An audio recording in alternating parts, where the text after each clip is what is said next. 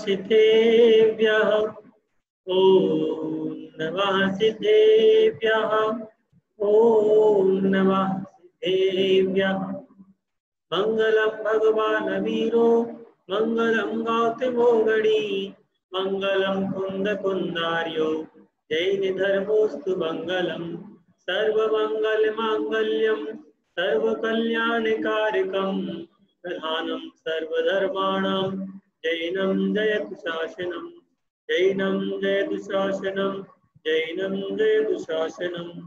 बोलो देवादिवादिनाथ भगवान की जय, देवादि चंद्रप्रभु भगवान की जय, देवादि पार्श्वनाथ भगवान की जय, वर्तमान शासन नायक भगवान महावीर स्वामी की जय, 3 कम 9 करोड़ मुनि महाराजों की जय, अनंतानंद सिद्ध परमेष्ठी भगवान की जय, निर्वाणी माता की जय, उत्तम संयम धर्म की जय।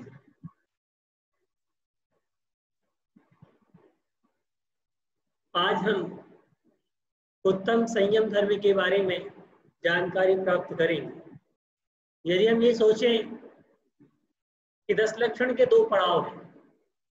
पहला पड़ाव तो उत्तम क्षमा है, जहां से क्रोध का शमन करने की बात चालू होती है, और दूसरा पड़ाव है उत्तम संयम, जहां से जिंदगी को संवारने की बात चालू।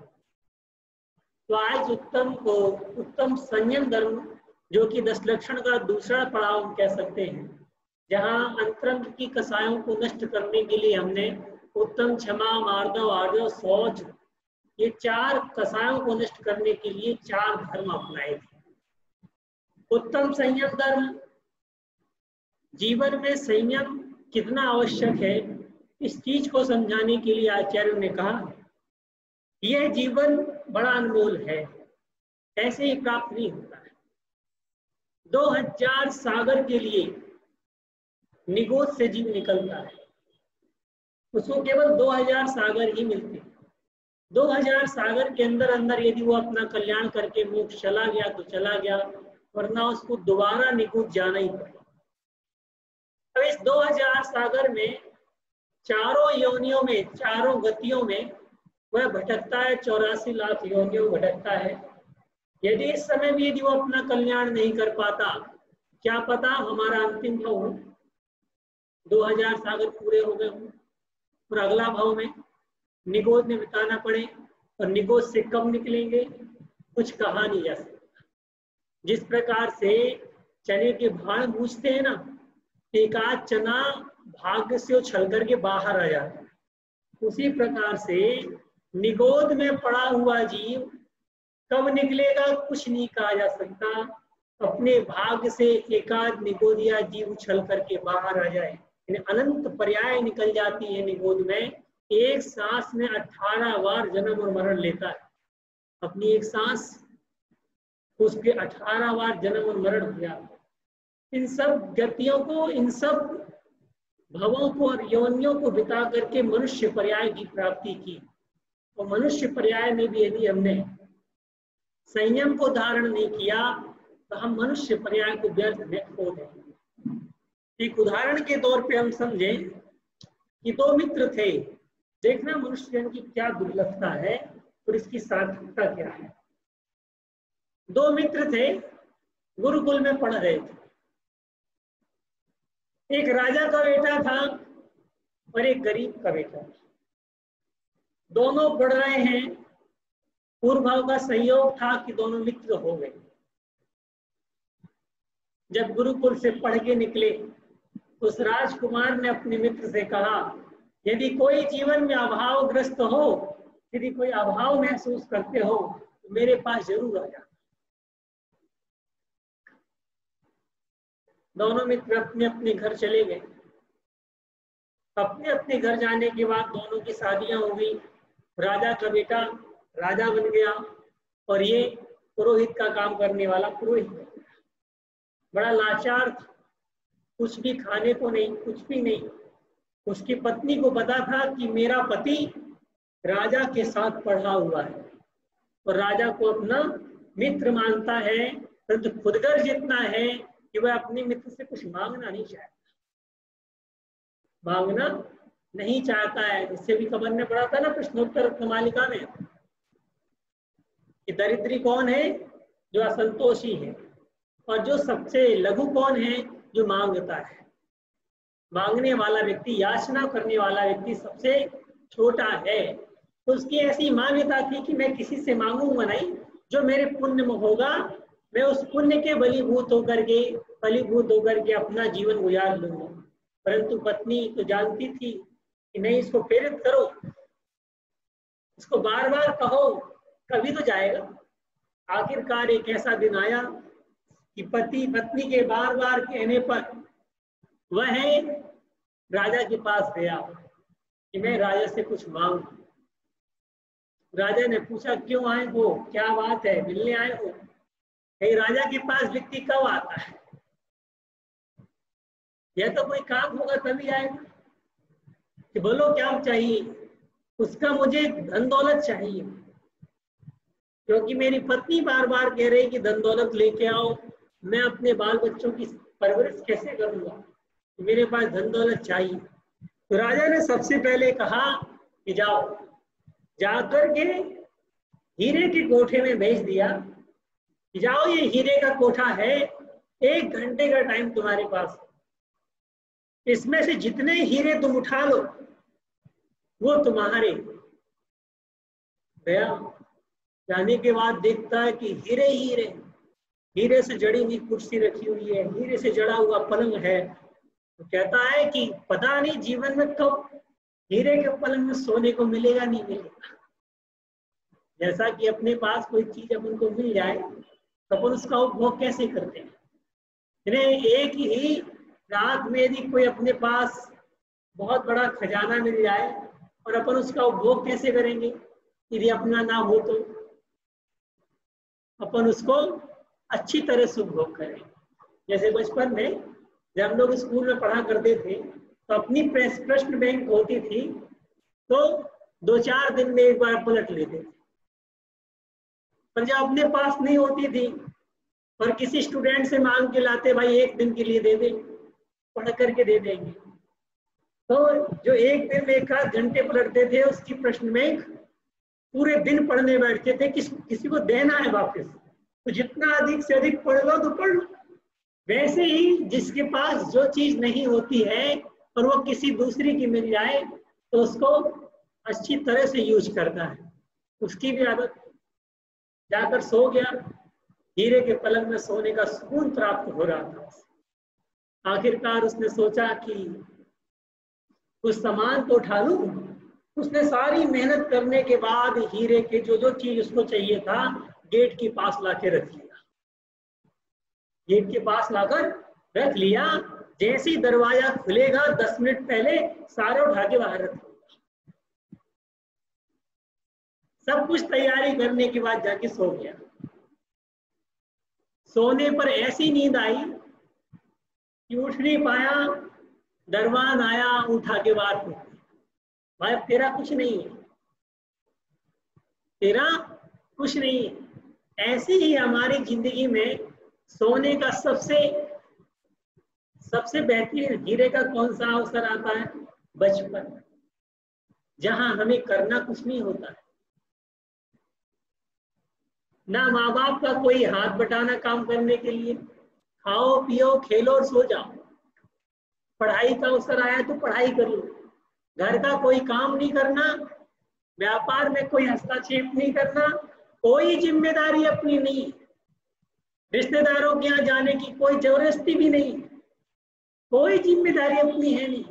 ऐसे अवसर पर बालक यदि अपने पुण्य का खर्च करते रहे और पुण्य नहीं कमाया तो क्या होगा? भविष्य में वह रोई। देखिए, पुण्य सबसे अधिक किसके पास होता है? सबसे अधिक पुण्य होता है एक बालक के पास, क्योंकि मनुष्य भाव जिसने प्राप्त किया है पुण्यशाली जीव तो होगा, वरना तिरेंचों में चला जाता, नरक में चला जाता, किसी भी योनि में चला जाता। परंतु मनुष्य योनि जो प्राप्त किया है और मनुष्य योनि में भी उत्तम कुल की प्राप्ति करने वाला, उत्तम कुल में भी जैन धर्म प्राप्त करने वाला, और जैनियों के यहाँ भी जिसके पास में मंदिर हो, देव शास्त्र गुरु का सानिध्य प्राप्त हो रहा हो, माँ बाप संस्कार देने वाले हो, इतना सब अवसर इसको प्राप्त हो रहा है। वह जरूर पुण्यात्मा जी है। और जब वो आया है तो खर्च क्या कर रहा है, क्या है खर्च करने के लिए उसके पास, उसकी इच्छाएं कितनी है। जब बालक था तो माँ का दूध चाहिए, थोड़ा बड़ा हुआ 2-4 खिलौने चाहिए, थोड़ा और बड़ा हुआ टॉफी चाहिए, और बड़ा होगा तो चॉइस हो जाएगी साहब कपड़े, ये नहीं ये पहनूंगा, ये नहीं ये पहनूंगा। मगर जैसे ही 8 साल का हो जाता है, 8 साल में कहते हैं संयम धारण करने के योग्य बालक हो जाता है। ऐसी अवस्था में तीर्थंकर भगवान तो 8 वर्ष में अणुव्रत धारण कर लेते हैं। अणुव्रत यानी दूसरी प्रतिमा 8 वर्ष की उम्र में धारण कर लेते हैं। इसलिए शास्त्रों में कहा है कि जब बालक 8 वर्ष का या बालिका 8 वर्ष की हो जाए तो उसे धर्म की दीक्षा दे देना चाहिए, उसका दीक्षा संस्कार, श्रावक दीक्षा संस्कार कर देना चाहिए, उसे धर्म के बारे में जानकारी देनी चाहिए कि हम किस कुल में पैदा हुए, क्योंकि 8 वर्ष में वो पूर्ण वयस्क उम्र हो जाती। पूर्ण वयस्क यानी अल्प उम्र नहीं कह सकती। 8 वर्ष अंतर्मूर्त में केवल ज्ञान की प्राप्ति कर सकता है, और जो जिसकी आयु 8 वर्ष अंतर्मूर्त की है, 8 वर्ष में दीक्षा लेके अंतर्मूर्त में मोक्ष की प्राप्ति भी कर सकता है। ऐसा वो पूर्ण आयु माना जाता है, समझदार हो गया, उसको अपने जैन धर्म की दीक्षा दे देना चाहिए, कुछ संस्कार डाल देने चाहिए उसको। यह संयम है। रात्रि भोजन का त्याग कराना, छना पानी पीना, देव दर्शन करना, जो श्रावक के मूल कर्तव्य है, उस बालक को दे देने चाहिए, उसका महत्व समझा देना चाहिए। जबरदस्ती नहीं लाद दो, उसका महत्व समझाओ, उसमें इंटरेस्ट पैदा करो, और जब वह इतना संयम पालन करेगा तो उसके पुण्य की वृद्धि होगी। पुण्य भी खर्च कम हो रहा है, इच्छाएं कम है, जैसे ही इच्छाएं बढ़ेंगी पुण्य ज्यादा खर्च होगा, और पुण्य कमाएगा नहीं तो बैलेंस कैसे बनेगा। तभी जो हीरे वाला जो अवसर है, जहां पर सब चमक ही चमक है, उस अवसर में पुण्य कमाने का बहुत साधन होता है। जब मैं पढ़ाता था पाठशाला तो बच्चों से कहता था, बेटा 8 साल 10 साल के हो गए, तुम्हें कोई कुछ नहीं करना, तुम भक्तांबर याद करो, नमोकार मंत्र की माला फेरो, जब भी तुम्हें अवसर मिले तुम धर्म कार्य करो। जो कुछ तुम नहीं खाते हो, जिस चीज का उपभोग तुम नहीं करते हो या नहीं करने की संभावना है कि जीवन में नहीं करूंगा, उन चीजों का त्याग करा देना चाहिए। जैन कुल में पैदा होते साथ ही मद्य, मांस, मधु, इन 3 चीजों का त्याग करा देना चाहिए। जब किसी दुकान में हम जाते हैं, किसी जैनी की दुकान में, उससे कहते हैं भाई साहब अंडे वाली वस्तु मत बेचा करो, फिर भाई साहब सबसे ज्यादा बिक्री जैनी की होती है। जैन की दुकान में अंडे की कोई वस्तु हो, मैंने मना किया कि मत बेचा करो, भाई साहब जैनी के बच्चे ही खरीदने आते। मैंने कहा अब तुम मत बेचो, कहीं और से खरीदेंगे। उनके माँ बाप उनको समझाएंगे, बेचना बंद कर दिया उसने। सब अंडे वाली वस्तु या मांस वाली वस्तु जो है जैन की दुकान में कदापि नहीं बिके। उससे कमाया हुआ धन हमेशा पाप से कमाया हुआ धन है, उससे कभी बरकत नहीं होने वाली, उससे कभी बरकत नहीं होने वाली, उससे कभी लाभ प्राप्त होने वाला नहीं है, हमेशा हानि प्राप्त होने वाली है। तो बच्चों को मद्य, मांस, मधु का त्याग कराना चाहिए। यहाँ से हमें ये हीरे वाली जिंदगी में पुण्य कमाने के अवसर प्राप्त होते हैं। अब वहां देखें कहानी में, अब वो जाकर राजा से गिड़गिड़ाता है कि राजा साहब एक अवसर और दे दो, एक अवसर और दे दो। राजा ने कहा ठीक है, जाओ, जाकर के सोने वाले कमरे में चले जाओ। इस सोने वाले कमरे में जाओ और जाकर के जितना 1 घंटे में सोना उठा सकते हो उठा ले। गया वो, वहां भी ऐसी चकाचौंध थी उसके पास, कीमती कीमती वस्तुओं को उसने फिर एकत्रित किया और दरवाजे के पास टिका दिया। फिर जाके आराम करने लगा कि ऐसा अवसर कब मिलेगा, ऐसा अवसर कब मिलेगा। आराम कर रहा है, नींद खत्म। ऐसी हमारी जो प्रौढ़ावस्था होती है, में 12 साल 15 साल के बाद से 25 साल तक की उम्र जो होती है, वह व्यक्ति की प्रौढ़ावस्था होती है। इस अवस्था में बालकों के बहक जाने के बहुत चांस होते हैं। उन्हें खान पान में कंट्रोल करना सिखाना चाहिए। कैसा कंट्रोल करना? ऐसी अवस्था में शरीर में सबसे ज्यादा एनर्जी पैदा होती है। यदि हम गरिष्ठ वस्तु खिलाएंगे तो वे बिगड़ जाएंगे। तो गरिष्ठ वस्तुओं का निषेध करना चाहिए, पौष्टिक वस्तुएं खिलानी चाहिए। जो आज चाउमीन वगैरह खाते ना लोग, प्रेस्टीज खा रहे हैं, चाउमीन खा रहे हैं, क्या कर रहे हैं? ये शरीर को बिगाड़ रहे हैं। जो हमारे जैन धर्म में खाना अलाउ नहीं है। क्यों? क्योंकि इनमें मांस या अंडे जैसी वस्तुएं जो मिलाई जाती है। बाजार की कोई भी वस्तु आप खाओ, आप शुद्ध नहीं कहलाएंगे। तो ऐसी वस्तुओं को त्याग देना चाहिए। ऐसी वस्तुओं को त्यागेंगे, यदि इस जीवन में नहीं फिसले तो जीवन में कभी नहीं फिसल सकते। ये ऐसी अवस्था है, इसमें यदि नियम धर्म पालन करना सीख गए तो जीवन में कभी भटकोगे नहीं, जीवन में कभी भटकना नहीं होगा। तो 22 साल के बाद नियम लेना बड़ा मुश्किल हो जाता है। 22 साल 25 साल के बाद बालकों का नियम लेना बड़ा मुश्किल हो जाता है। 11 साल 12 साल 13 साल 14 साल 15 साल की उम्र में यदि उनको जैनों के संस्कार डाल दिए गए तो वो संस्कार जीवन भर काम आएंगे, जीवन भर काम आएंगे। एक उदाहरण बताता हूँ आपको। मैं अपने गांव में था, हमारे यहाँ एक छुल्लक जी आए, और छुल्लक जी आए, उनका नियम था कि मैं जो जैनी होगा, मध्य मास मधु का त्यागी, रात्रि भोजन नहीं करेगा, पानी छान के पिएगा और डेली देव दर्शन करेगा, ऐसे व्यक्ति से मैं आहार लूंगा। और वो समाज के अध्यक्ष, मंत्री, उपाध्यक्ष, कोषाध्यक्ष सब बैठे थे, सबको न छोड़ रहे थे कि तुम लोग कैसे हो, पदाधिकारी होने के बाद भी तुम लोग रात को खाना खाते हो, पानी छान के नहीं पीते हो, सब लोग छोड़ रहे थे। मैं पहुंचा, महाराज क्या बात है? पहले ये नियम चाहिए, रात्रि भोजन नहीं करना, नहीं करेंगे, पानी छान के पिए, ठीक है छान के पिए, डेली देव दर्शन करेंगे, ठीक करेंगे। उस दिन से 11 साल की उम्र से आज तक मेरा पल रहा है। उनसे कहा महाराज, बाद में लौट के गया, माँ बाप ने कहा कि बाहर जाओगे पानी कहाँ छान के पियोगे, कहाँ कुआं मिलेगा तुम्हें? महाराज के पास गया, महाराज कुआं का पानी तो नहीं चल पाएगा। कहते ठीक है, जो पानी उसको तो छानोगे? तो बिल्कुल छानेंगे। जब से नियम चल रहा, तो जो एक प्रौढ़ावस्था में बालकों को जो नियम दे दिए जाते हैं वह दीर्घकालीन तक यदि वो अपनाते हैं तो वो भविष्य में सुखद सपना है, जिन्हें श्रावक के सबसे अच्छे गुणों में आएंगे। और जो व्यक्ति उम्र निकल जाने के बाद कोई नियम लेता है, अब जब उम्र निकल रही है, 22-25 साल हो रहे हैं और वैसे में बीमारियां घेरती हैं, अब बीमारियां घेरने लगेंगी तो कोई नियम नहीं पल पाएगा। तो संयम के दिन में हमें ये समझना चाहिए, संयम है क्या? संयम है वह संयमित जीवन, जिस प्रकार से साइकिल में या गाड़ी में जो ब्रेक होता है वह कंट्रोल करने का काम करता है। संयम हमारे जीवन में इसी प्रकार से कंट्रोल करता है, इसी प्रकार से कंट्रोल करता है। जैसे गाड़ी कंट्रोल होती है वैसे संयम जीवन में कंट्रोल करता है। देखिए, यदि हमने शराब पीने का त्याग कर दिया, अब हम दुनिया में कहीं चले जाएं, हमें कोई शराब पिला पाएगा? नहीं पिला पाएगा, क्योंकि हमने त्याग कर रखा।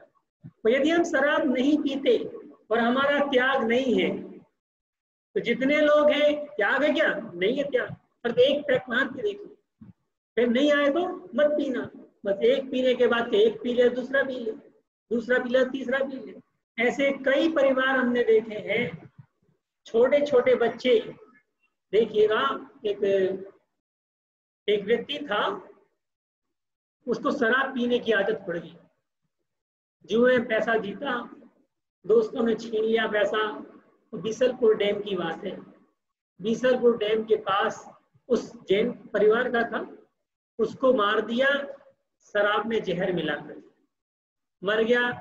उसके 3 बच्चे, 4 साल की, 2 साल की, 6 साल की बच्ची, रोज पाठशाला पढ़ने आते थे। बताओ, देखो, एक शराब के कारण से एक पूरा परिवार खत्म हो गया। इन बच्चों को कैसे उसकी माँ पालेगी? कैसे पालेगी? 30 साल का व्यक्ति था, शराब के कारण से मृत्यु को प्राप्त हो गया। ऐसे कई परिवार शराब के कारण से, मद्य मांस मधु के कारण से जिंदगी समाप्त कर देते हैं। इसलिए सबसे पहले हमें जैन कुल में यदि पैदा हुए हैं तो मद्य मांस मधु का हमें इस उम्र में त्याग कर देना चाहिए। अब जब वह सैनिक आया और आने के बाद उसको निकाल कर बाहर कर दिया, फिर राजा के पास गिड़गिड़ाते हुए पहुंचा कि महाराज कुछ अवसर तो और दे दो, कुछ अवसर और दे दो, एक अवसर और चाहिए मुझे। चले ठीक है, जाओ जाके चांदी के कमरे में चले जाओ, अब यहाँ पर जाकर के सामान ले लेना, अब कोई अवसर तुम्हें मिलने वाला नहीं। तुम्हें चांदी के अवसर में जाता है। चांदी का अवसर, जब किसी के पास बहुत धन दौलत होती है ना, तो हम क्या कहते हैं, चांदी चांदी होगी। यानी जब पैसा कमा लिया, धन दौलत आ गई, तो चांदी चांदी हो गई। इसका अर्थ है सुख सुकून की जिंदगी जीना चालू कर देता है, ऐशो आराम में जीना चालू कर देता है, भगवान को भूल जाता है, गुरु को भूल जाता है, धर्म को भूल जाता है। कहते पैसा जिसके पास आ जाता है वह धर्म को ले डूबता है। इसलिए पैसा आने के बाद भी जो धर्म ना भूले वह पुण्यात्मा जीव पुण्य से पुण्य कमाता है, और जो पैसा आ जाने के बाद धर्म को भूल जाता है वह पुण्यात्मा जीव पुण्य से पाप कमाता है। पुण्य से पैसा आया और हमने क्या किया, पाप कार्यों में लगा दिया। भाई 24 घंटे में एक बार ही तो मंदिर जाते हो, वो भी 2 या 3 मिनट या 5 मिनट के लिए जाते हो। उसके बाद 24 घंटे में 5 मिनट तुमने मंदिर गए, उसके बाद तो सारा जीवन आपका घर में निकल रहा है, दुकान में निकल रहा है, परिवार में निकल रहा है, बाजार में निकल रहा है। कहाँ धर्म किया, कहाँ किया धर्म? वो धर्म कैसे कर सकते हो? नियम में। वो धर्म कैसे कर सकते हो? जब अपने नियम में अडिग रहेंगे। यदि मद्य मांस मधु का हमने जीवन भर के लिए त्याग कर दिया तो वह पुण्य तो हमेशा जितने 24 घंटे बंधेगा, वो कहाँ जाएगा? तो ऐसे अनावश्यक वस्तुएं जिनका हम उपभोग नहीं करते हैं, जिनको हम खाते नहीं हैं, ऐसी वस्तुओं का हमें त्याग कर देना चाहिए। खाते नहीं है कोई बात नहीं, मगर त्याग नहीं किया है तो करना आवश्यक है, वरना कभी अवसर मिलेगा तो खा लो। जम्मू में बीएड करने गया, मेरे साथ 4 बच्चे और थे। हम 5 लोग जम्मू में बीएड करने के लिए गए। मंदिर नहीं था, मेरा आलू प्याज का त्याग था, उन 4 का नहीं था। पहले यहाँ आपत्ति काल में सब चलता है, चारों ने आलू प्याज सब खाए, तो मैं अपनी रसोई में घुसने नहीं देता कि आलू प्याज खाना हो तो बाहर बनाओ, हमारी रसोई में आलू प्याज नहीं आएंगे। तो अपनी रसोई में रहे, चारों एक साथ रहे, एक कमरे में रहे, परंतु तो हमारी रसोई में आलू प्याज नहीं खाएंगे, खाना है तो होटल में जाके। तो जिनका नियम नहीं था वो आपत्ति काल समझ करके सब खाना चालू कर दिया, तो जिनका नियम था वो आपत्ति काल हुए कैसा भी निभाना है सो निभाना है। इसलिए कहते हैं आलू प्याज लहसुन इत्यादि जो है यदि आप नहीं खाते हैं, घर में है, तो आप त्याग कर दीजिए, कम से कम उसका पुण्य तो मिलेगा। और त्याग नहीं किया तो कभी भी फिसल सकते, कभी भी फिसल सकते हो, उसकी कोई गारंटी नहीं। जैसे बिना ब्रेक की गाड़ी जब तक चढ़ाई है तब तो सब चला लो स्पीड में, तब तक तो चला लीजिएगा, पर जैसे उतरान आएगी तो संभालना मुश्किल हो जाएगा। वैसे ही जीवन में जब तक घर की सुख सुविधाएं हैं, घर के व्यक्तियों की पाबंदी है कि हमारे घर में ये चीज नहीं आती है, तब तक तो आपका नियम धर्म चल जाएगा कि साहब माँ बाप नहीं खाते तो हम नहीं खाते। मगर जैसे ही न्यारे हो गए तो वैसे ही माँ बाप नहीं खाते थे इसलिए हम नहीं खाते, परंतु हम तो खाते हैं, अब माँ बाप हमारे साथ नहीं है तो हम खाना चालू करते। तो माँ बाप के साथ जो नियम पल रहे हैं यदि हम उसको पालते रहे हमारा जीवन चलता रहे। हमारे पिताजी जब बचपन में छोटे थे, 7-8 साल के थे, चाय पिया करते सब। एक दिन चाय पीते पीते अब 4 भाई थे, चारों में लड़ाई हो गई कि मेरी गिलास में इतना और मेरी गिलास में इतना, लड़ाई हो गई। हमारे दादाजी गुस्सा आया तो चाय उठा करके सड़क पर फेंक दी। आइंदा के बाद से चाय नहीं बनी, आइंदा के बाद से चाय नहीं बनेंगी। आज 65 साल हो गए, घर में चाय नहीं बनेगी। हम लोग बाहर निकल आए, चाय नहीं पीते। हमारे घर में चाय बनती नहीं, चाय पत्ती है ही नहीं। आप आओगे तो भी दूध पिलाएंगे। तो क्या है, वो संस्कार जो पिताजी के साथ रहते हुए आए वो चल रहे हैं। यदि हमने घर में नियम ना लिया होता चाय पीने का, तो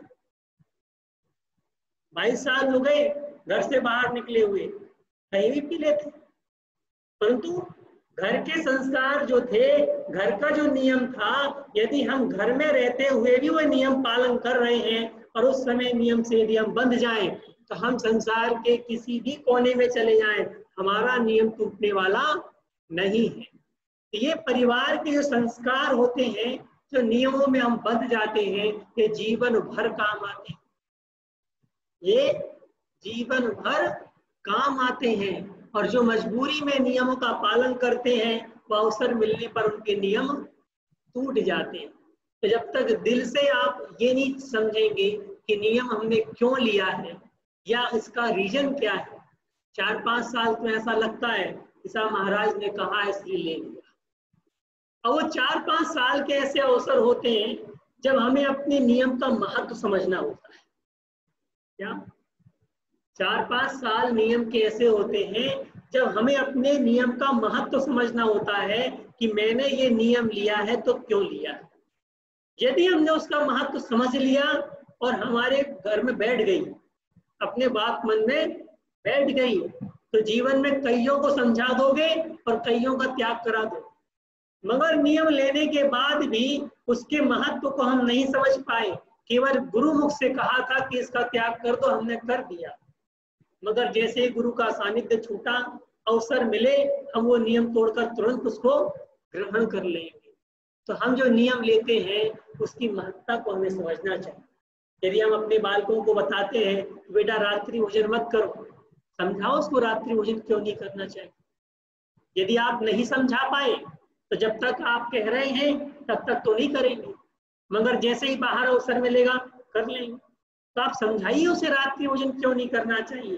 क्यों वैज्ञानिक दृष्टि से रात्रि भोजन करने में 100-125 रोग होने की संभावना है। रात्रि भोजन करने में करीब 125 रोग हो सकते हैं, इसकी संभावना है। मेरी किताब लिखी थी जैन धर्म और दर्शन की वैज्ञानिकता, उसमें करीब 40 पेज में रात्रि भोजन कैसे, क्या अल्ट्रावायलेट साउंड क्या होती है, जो रेज प्राप्त होती है, उस किस रेज में कौन सी किरणें होती हैं जो रात्रि में प्राप्त नहीं होती है। ये सोच लीजिएगा कि सूर्य जो होता है, जिस दिन उदित ना होए में थोड़ी बहुत रोशनी होती है, बहुत अंधेरा होता है, उस समय भी उसमें 10,000 कुछ कैलोरी उसमें प्रकाश होता है। और इतनी ही कैलोरी प्रकाश हमारी जठराग्नि को जागृत करने के लिए लगता है। और रात्रि में जैसे सूर्य की रोशनी चली जाती है, 10,000 कैलोरी वाट जो सूर्य की रोशनी जठराग्नि को जागृत करने के लिए चाहिए थी, वो मिलेगी नहीं। और वो मिलेगी नहीं, जठराग्नि हमारी सो गई। अब रात्रि भोजन करेंगे तो जठराग्नि जाके पचेगा नहीं, वो केवल पड़ जाएगा। अब शरीर की गर्मी से आप जितना पचा सको तो पचा लोगे, और नहीं पचाओगे तो सुबह फ्रेश होने में निकल जाएगा। शरीर में तब तो क्या मिला, कुछ नहीं मिला। परंतु जब सूर्य की रोशनी में हम भोजन करते हैं, जब 10,000 कैलोरी वाट जो हमारी जठराग्नि को जागृत करती है, उससे हमारी शरीर में एनर्जी प्राप्त होती है। जो भोजन हम करेंगे वह एनर्जी दायक होता है। जब इन वैज्ञानिक तथ्यों को और जैन दर्शन के तथ्यों को जब हम बताएंगे, तब हमें पता चलेगा कि रात्रि भोजन नहीं करने का महत्व क्या है। रामायण में एक बहुत अच्छा प्रसंग आता है कि लक्ष्मण वनवास राम के साथ जा रहे थे। लक्ष्मण वनवास राम के साथ जा रहे थे। एक लड़की पेड़ से कूदने वाली थी। लक्ष्मण ने कहा, क्या हुआ तुम्हें, क्यों कूद रही हो, क्यों कूद रही हो? मैं अपनी जान देना चाहती हूँ। क्यों जान देना चाहती हो? के लिए एक मुनि महाराज ने कहा था कि मेरी शादी लक्ष्मण के साथ होगी। और लक्ष्मण को वनवास हो गया है, और वन में इतने खतरनाक प्राणी होते हैं कि वो जीवित तो वापस लौटने वाले नहीं। ऐसी अवस्था में जहां जीवित अवस्था में वापस नहीं लौटने वाले हैं, तो मैं जीकर क्या करूं? क्योंकि मेरी शादी जिससे होने वाली तो मर जाएगा। आज यदि किसी से कहो तो क्या कहेगा? एक मर जाएगा, दूसरा मिल जाएगा। तो उसने कहा तुम्हें पता है कि लक्ष्मण कौन है? इतना ही पता है कि दशरथ का बेटा है। शकल कभी देखी है? कभी नहीं देखी। जानते हो? नहीं जानते। सामने आ जाकर पहचान जाओगे? नहीं पहचान। फिर क्यों मर रही हो? अरे मुनि महाराज ने कहा है कि तुम्हारी शादी लक्ष्मण के साथ होगी। तो महाराज तो कभी असत्य नहीं बोलते। तो मेरी शादी लक्ष्मण के साथ होगी और उनको वनवास हो गया तो मुझे पक्का पता है कि वो जीवित लौटने वाले नहीं है, इसलिए मैं मर रही हूँ। लक्ष्मण का नीचे उतरो। नीचे उतर क्या? उतर के आई। क्यों बुलाया? क्यों नहीं मरने दे रहे हो? मैं ही लक्ष्मण हूँ। मैं दशरथ का बेटा, अयोध्या का राजकुमार लक्ष्मण हूँ। जीवित देख लिया ना मुझे, अब क्यों मर रही? जाओ घर। बोला नहीं, फिर भी मैं मरूंगी। अब बताओ, फिर भी मैं मरूंगी। फिर चढ़ गई पेड़ में। कहले जब तक तुम मुझे वचन नहीं दोगे कि तुम मेरे साथ वापस आके शादी करोगे, तब तक मैं मर जाऊं। उसने कहा ठीक है, तुम्हारे साथ शादी होगी। महाराज ने कहा है तो कि मैं तुम्हारा पति बनूंगा, तुम्हारे साथ शादी होगी। अब तो उतर जा नीचे। कि नहीं, मैं नहीं उतरूंगी अब तक पूरा पक्का नहीं करोगे। तब लक्ष्मण ने एक बात कही, यदि मैं लौट करके तुम्हारे साथ विवाह नहीं करता हूं तो मुझे रात्रि भोजन करने का पाप लगे। लड़की झट से उतर आई नीचे। जो उसको इतना विश्वास था कि रात्रि भोजन करने वाला नियम से नरक जाता है। जो व्यक्ति रात्रि भोजन करता है वो नियम से नरक जाता है। और लक्ष्मण खुद नरक जाने की तो बात करेगा नहीं कि मैं नरक चला जाऊं, इसलिए झट से उतर आई। महाभारत में कहा है कि 4 चीज त्यागने योग्य हैं।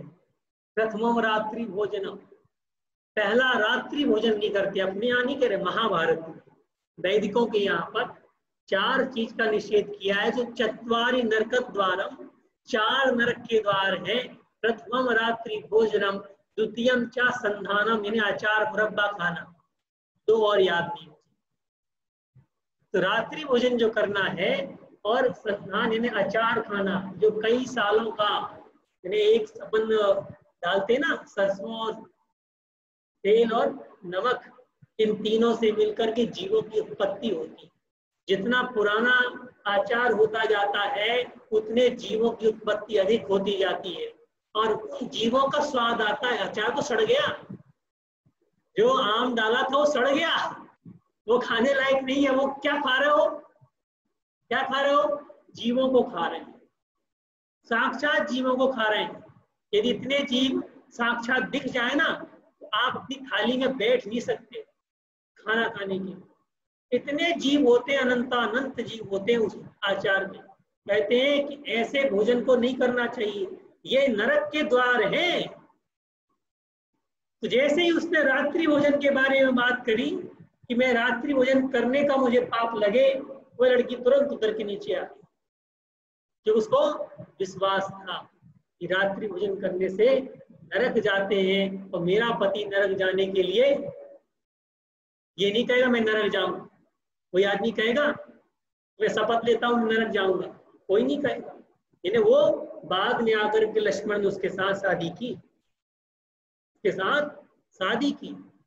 तो कहने का अर्थ यह है कि जब तक हम अपने बालकों को साहित्यिक रूप से, वैज्ञानिक तरीके से, धार्मिक पक्ष से जब तक इन बातों को समझा नहीं पाएंगे, तब तक हमारे बालक धर्म के विषय में विश्वास नहीं करेंगे। धर्म के विषय में विश्वास नहीं करेंगे। जैन धर्म पूर्णतः वैज्ञानिक धर्म है। जैन धर्म की हर एक क्रिया किसी ना किसी वैज्ञानिक तथ्य को लेकर चलती है। जैन धर्म में घंटा बजाने का भी वैज्ञानिक रीजन है। यहाँ से हम घंटा बजाएंगे, जो रेस निकलेंगी वो हमारे कानों में पड़ेंगी, उस कान से कई प्रकार के रोग ठीक होते हैं कान के। अमेरिका में एक डॉक्टर ने ये प्रयोग किया कि जो मंदिर में घंटी बजती है वो अष्ट धातु से मिलकर बनती है, केवल पीतल की नहीं होती, अष्ट धातु की होती है। वो घंटी से बजा बजा करके कितने उसका साउंड चाहिए, उस साउंड से कई बहरों को सही किया। एक रीजन होता है, घंटी बजाने का रीजन होता है।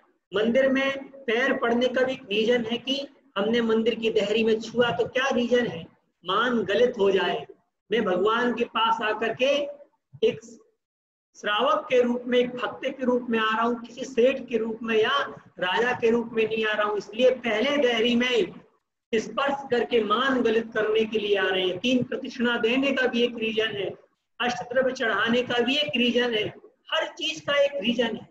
मुनि महाराज पिची रखते हैं तो उसका एक रीजन है, मुनि महाराज कमंडल रखते हैं तो उसका भी एक रीजन है। इतना बड़ा कमंडल नहीं रख सकते या इतना छोटा कमंडल नहीं रख सकते, उसमें कितना पानी आना चाहिए उसका भी एक नाप है कि मुनि महाराज के कमंडल का एक नाप है, उसमें इतने से इतना लीटर पानी आ सकता है कि 1.5 लीटर से 3 लीटर के बीच का ही पानी आ सकता है, उससे ज्यादा नहीं ले सकते। कि बड़ा नहीं रख सकते, छोटा भी नहीं रख सकते।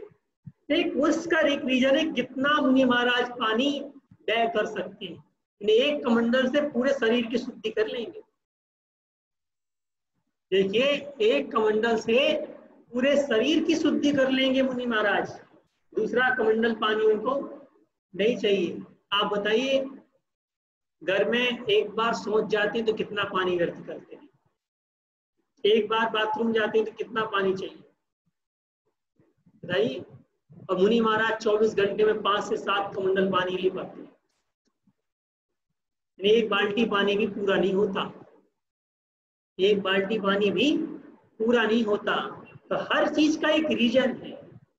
तो जैन धर्म एक वैज्ञानिक तथ्य है, जब तक हम इस वैज्ञानिक तथ्य को अपनी पीढ़ी को नहीं देंगे तब तक पीढ़ी मानेगी, तब तक पीढ़ी मानेगी नहीं। मुनि महाराज खड़े होकर के हार लेते हैं, उसका भी एक रीजन है, उसका भी एक रीजन है। मुनि महाराज हाथ में ही हार लेते हैं, उसका भी एक रीजन है। जब तक इन कारणों को हम समझा नहीं पाएंगे तब तक जैन धर्म के विषय पर कोई विश्वास नहीं करेगा।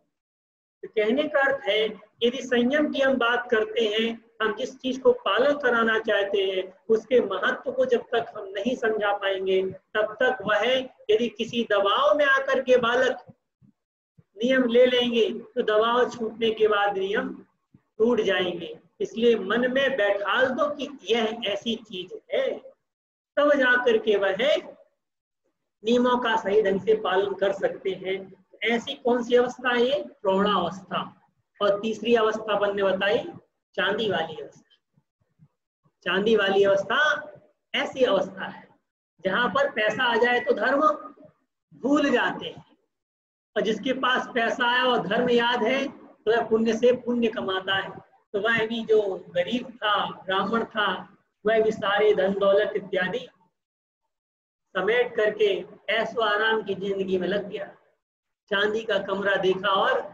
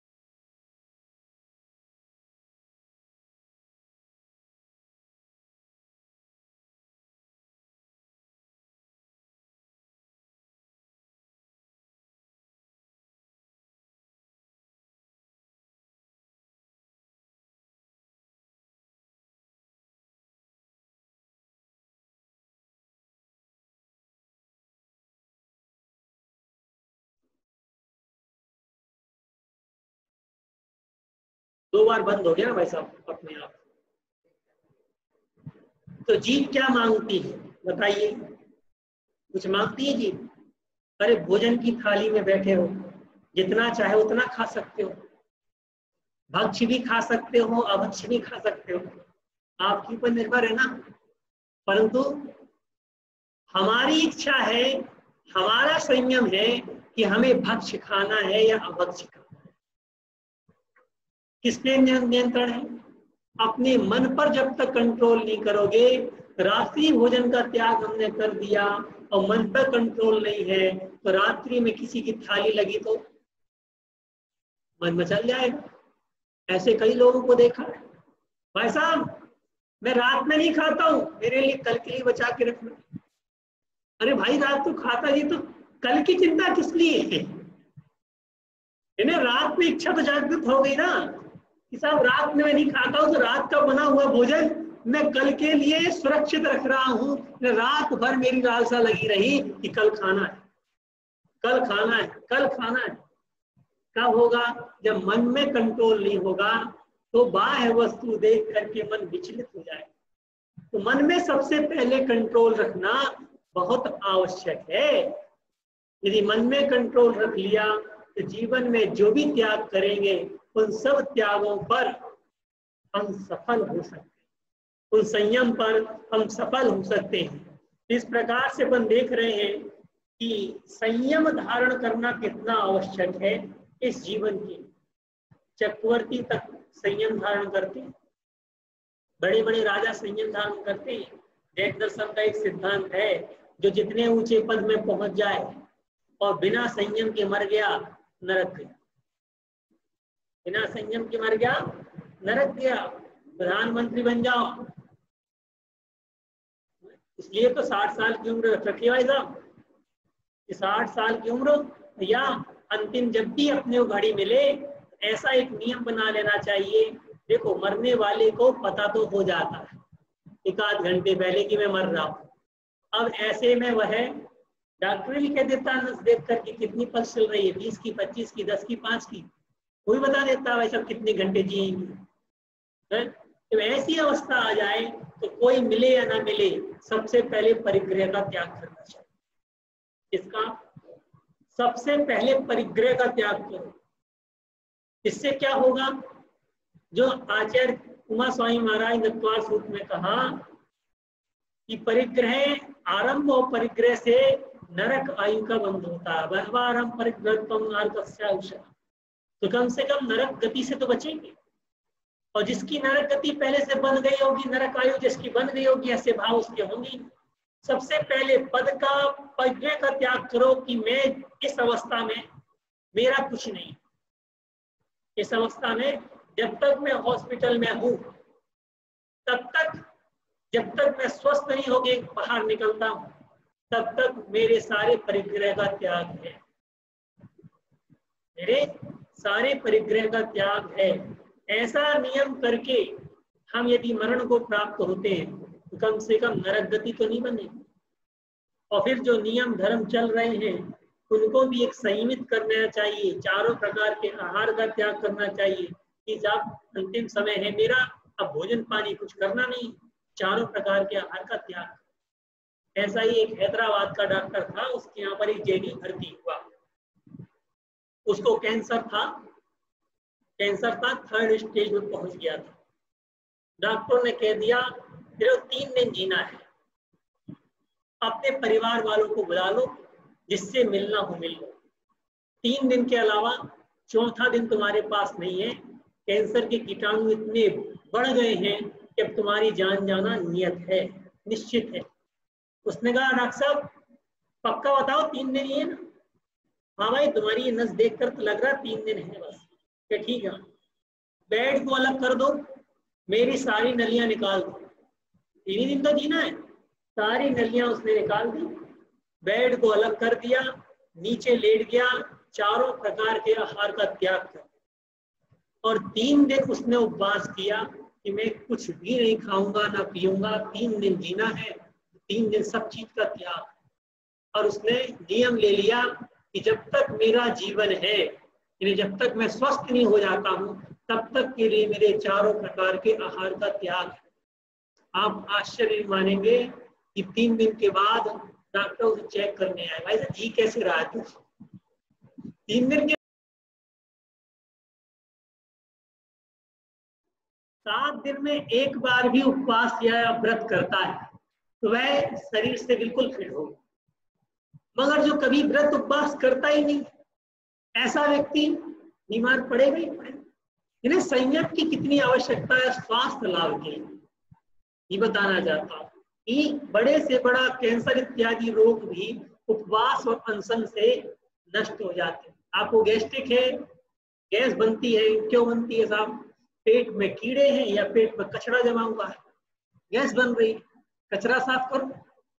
अब कचरा साफ कैसे होगा? कैसे कचरा साफ होगा? जब आप खाते जाओगे तो कचरा साफ होने वाला नहीं है। तो उसके लिए कहा आयुर्वेद में, पानी से जीवन रखो। यानी एक दिन सप्ताह का ऐसा निकालो कि हम केवल गर्म पानी ही पिएंगे, कुछ भोजन नहीं करेंगे, केवल गर्म पानी पिएंगे। गर्म पानी जाता जाएगा पेट में, पेट का मल फूलता जाएगा और बाहर निकलता जाएगा। ऐसे पेट की शुद्धि हो सकती है गर्म पानी पीकर। कैसा पानी? ऐसा नहीं थोड़ा सा गुनगुना करके पी लिया। भाई आप यदि किसी चीज में मैल निकालना चाहे तो कैसा पानी डालते हो? बहुत तेज पानी डालते हो। जैसे चाय पीते हो ना गरम गरम, वैसे पानी पियो, पूरे दिन केवल पानी ही पानी पियो, आपके पेट का मल साफ हो जाएगा। तो ये सब एक संयम धारण करने पर निर्भर है। यदि हमने संयम धारण कर रखा है, ऐसा यदि हमने मान रखा है कि जैन धर्म के अनुसार संयम धारण करे तो बहुत सारी बीमारियों से व्यक्ति वैसे ही परे हो जाए, तो संयम के ऊपर निर्भर है। तो ऐसे ही निगोज से व्यक्ति निकलता है और त्रस पर्याय इत्यादि की प्राप्ति करके ये मनुष्य पर्याय में पहुंचता है। इतना दुर्लभ मनुष्य पर्याय और उसमें भी संयम धारण करना कितना दुर्लभ है। सगर चक्रवर्ती के 60,000 पुत्रों ने संयम धारण कर लिया। कितने हजार? 60,000 पुत्र जो थे मुनि बन गए। सगर चक्रवर्ती मुनि नहीं बन पाया। सगर चक्रवर्ती जब स्वर्ग में था, उसका एक मित्र था देव। दोनों ने एक दूसरे से नियम मैंने बात कर रखी थी कि जो भी हमसे पहले धरती में जाएगा और धर्म से भ्रष्ट होने लग जाएगा तो उसको संबोधन करने दूसरा देव जाएगा। सगर चक्रवर्ती का जीव जब यहाँ पर आया और वह देखा कि राजपाट में लग गया और आयु निकलने वाली इसकी और ये संयम धारण नहीं कर रहा है, तो देवता समझाने आया। उसने कहा कि राजन आप बूढ़े हो गए, आप बूढ़े हो गए हो। पहले बूढ़े हो गए तो निकलो यहाँ से, बाहर भगा दिया। कई प्रयत्न किए उसने, देव ने अलग अलग रूप बना कर आया, उसने भगा दिया। उसने कहा कि ऐसे काम नहीं चलेगा, टेढ़ी उंगली करो। सगर चक्रवर्ती के 60,000 पुत्रों को उसने उत्तेजित किया, तुम लोग घर में बैठी क्या कर रहे हो, जाओ कुछ काम धाम करो। पिताजी के पास गए, महाराज हमें कुछ काम दो। अरे बेटा मेरे पास कितनी निधियां हैं, रत्न हैं, इनका उपभोग करो, क्या काम करना तुम्हें, नौकर चाकर लगे। वापिस आ गए। फिर उसने कहा तुम लोग निकम्मे हो, कुछ काम धाम करो। फिर गए वो कि महाराज कुछ काम दो। चले जाओ जाओ जाकर के भरत चक्रवर्ती ने कैलाश पर्वत में 72 मंदिर बनवाए हैं ना, वो भविष्य में चोर लुटेरों के द्वारा लूट लिए जाएंगे। तो उसके चारों तरफ भी गंगा की खाई खोद दो। कितना टाइम लगेगा? गंगा नदी को प्रवाहित करने के लिए कितना टाइम लगेगा?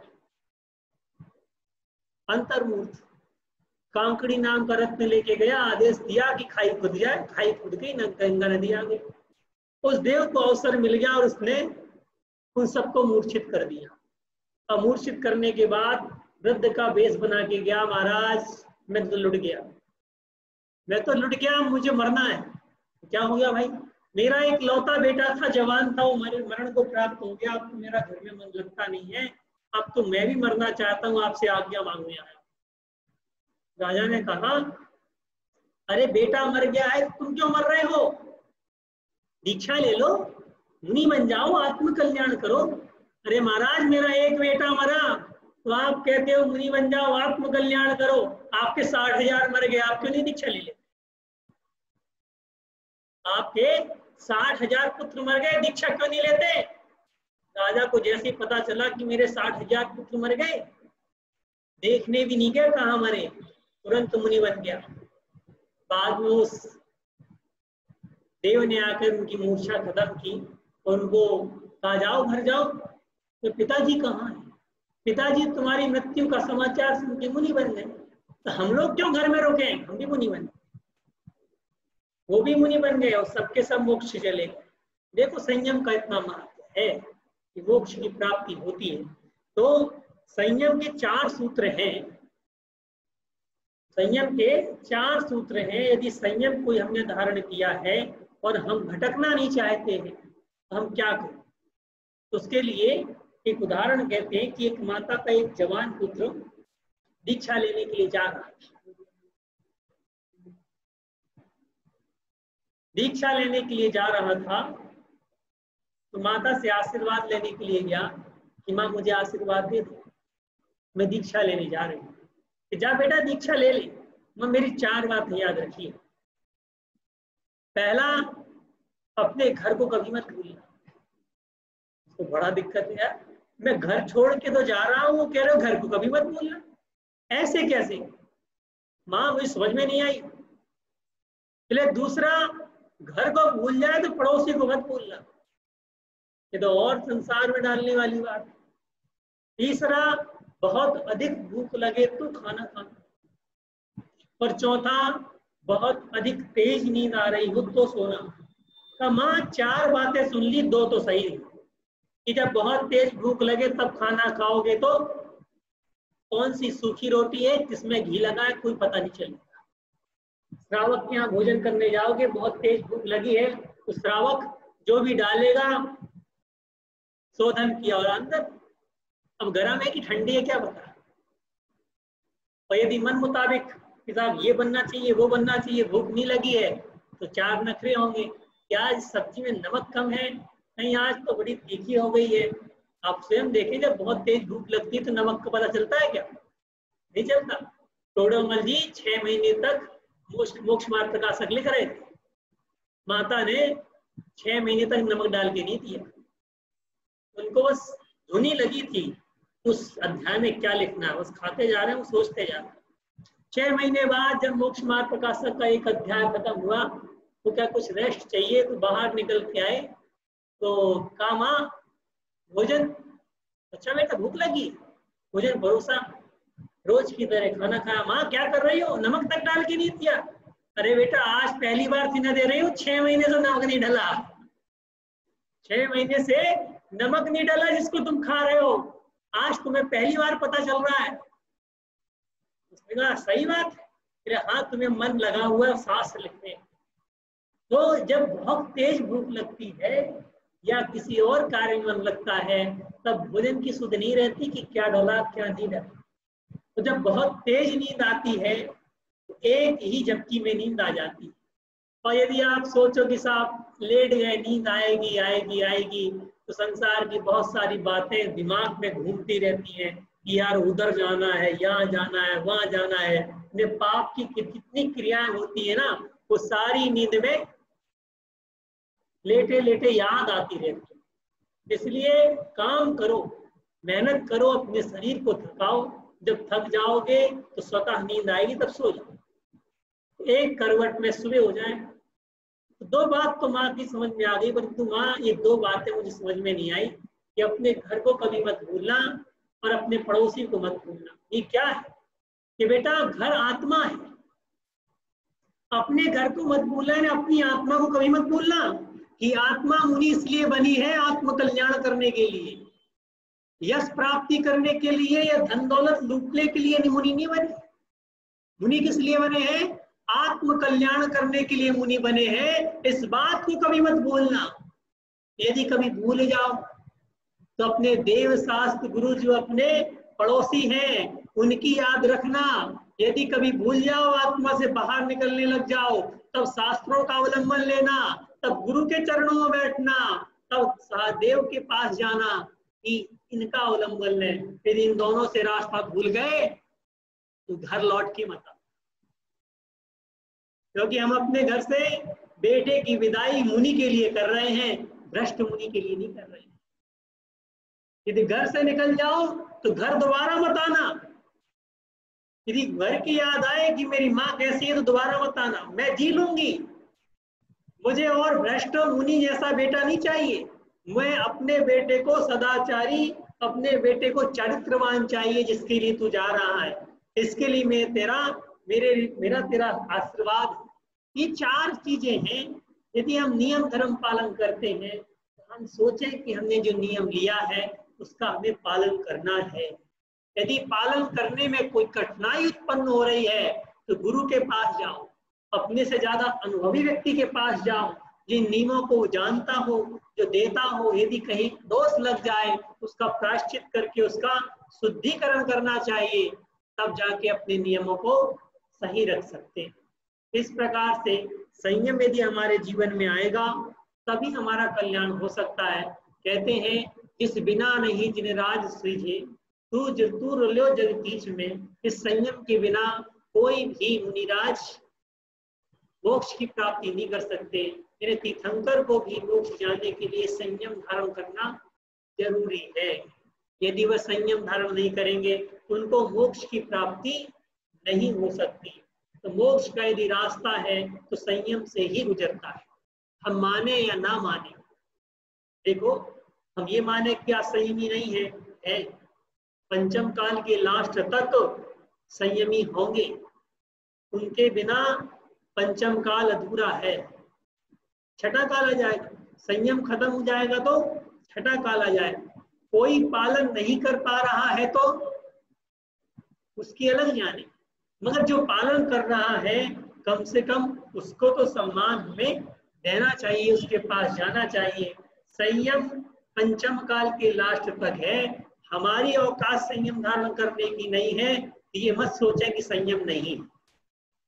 किस चीज को हम नहीं खरीद सकते वह संसार में नहीं है, ऐसी कोई चीज ऐसा नहीं। वह वस्तु है, हमारी औकात नहीं। हम संयम धारण नहीं कर सकते, वो संयम है तो सही, और पंचम काल के लास्ट तक रहेगा। इसलिए संयम की अवहेलना नहीं करना चाहिए, तिरस्कार नहीं करना चाहिए। जो संयम का पालन कर रहा है उसका सम्मान करेंगे, भविष्य में हम भी संयम को धारण कर सकते हैं। यदि हम संयम का तिरस्कार करेंगे भविष्य में हम संयम धारण नहीं कर पाएंगे। इसी मंगलमय भावना के साथ कि सभी संयम धारण करके मोक्ष के मार्ग में लगे, आगे बढ़े।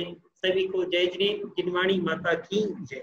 अब जिनवाणी स्तुति के लिए हाथ जोड़ लें और कल पुनः पधार करके इस प्रवचन का लाभ प्राप्त करें, इसी आशा के साथ जिनवाणी स्तुति। जा वाणी के ज्ञान ते सूझे लोकालो, सो वाणी मस्तक नमु सदा देत हूँ। हे जिनवाणी भारती तो ये जपो दिन रे, जो तेरा शरणालय सो पावे सुख जय। देव बजू अरिहंत को गुरु सेवा निर्ग्रंथ, दया धर्म पालू सदा यही मोक्ष का पंथ।